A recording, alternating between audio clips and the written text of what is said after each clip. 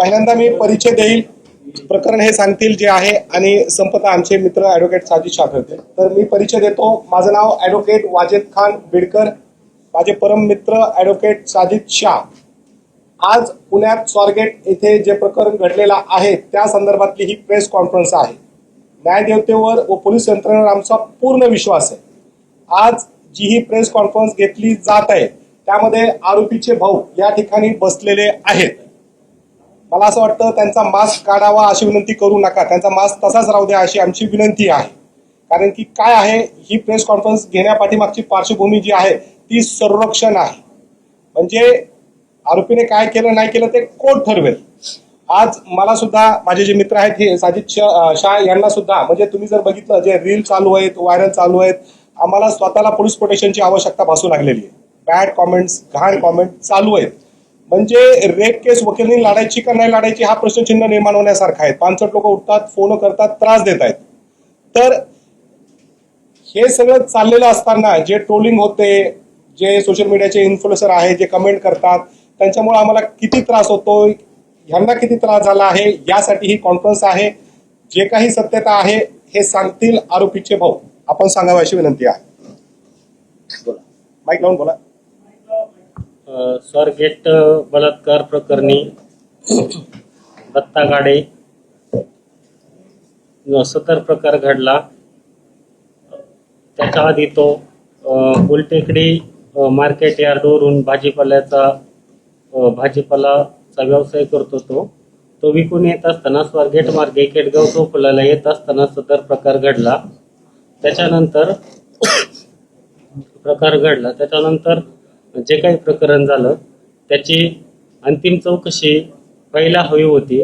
Police यंत्रणेवर आमचा पूर्णपणे विश्वास आहे. न्यायदेवतेवर पण पूर्ण विश्वास आहे. ज्या महिलेसोबत जी घटना घडली त्या व्यक्तीला पण पूर्णपणे न्याय मिळाला पाहिजे. जो काही ह्या गोष्टीनंतर जो काही कोर्ट निकाल देईल तो आम्हाला मान्य आहे. पण ह्या प्रकरणाची सखोल चौकशी व्हायला पाहिजे. सखोल चौकशीनंतर कोर्टाने त्यांना फाशीची शिक्षा जरी दिली तरी पण ती आम्हाला मान्य आहे. आम्हाला त्याचा अजिबात वाईट वाटणार नाही.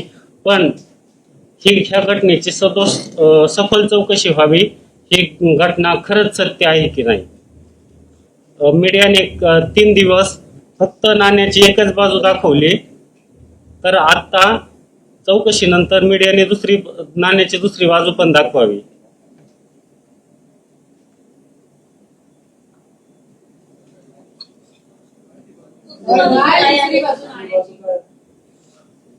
जो काही व्यवस्थित तपास करून जी काही सत्य बाजू आहे ती समोर यावी. तपासो अशी त्यांची मागणी आहे. म्हणजे आज जे काही लोक सोशल मीडियावर मीडिया ट्रायल चालवत आहेत काही लोक, आणि असं म्हणणार नाही पण बरेच पत्रकारांनी मदत केली, चांगली बाजू सुद्धा आणलेली आहे.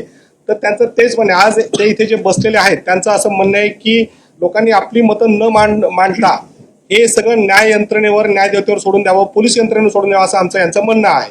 म्हणजे यांना जो की तुम्ही केलंच असेल गावात त्रास, या गोष्टीसाठी ते आपल्या समोर आले.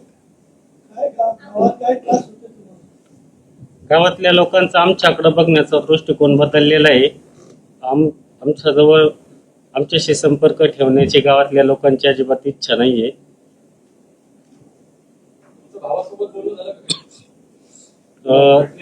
घटनेनंतर नाही झालं.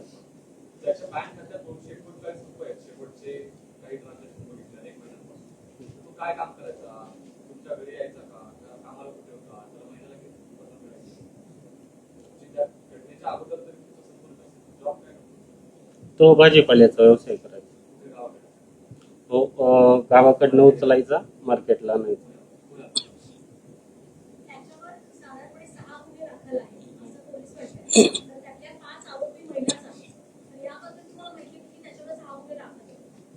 त्याच्या 6 गुन्ह्यांपैकी एका गुन्ह्यात तो निर्दोष मुक्तता आहे त्याची. हो, माहिती आहे.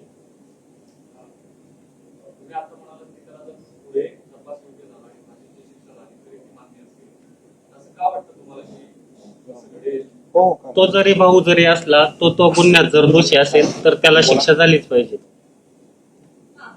एक मिनिट. त्यांचं बोलणं.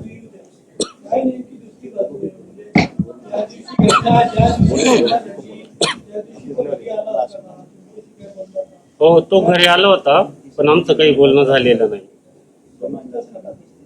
तो घरी आलेला होता, पण त्याच्या पाठीमागच्या गुन्ह्यांमुळे त्याचं नाव थोडंसं बदनाम झाल्यामुळे फारसं काही मी त्याच्यासोबत बोलत नव्हतो.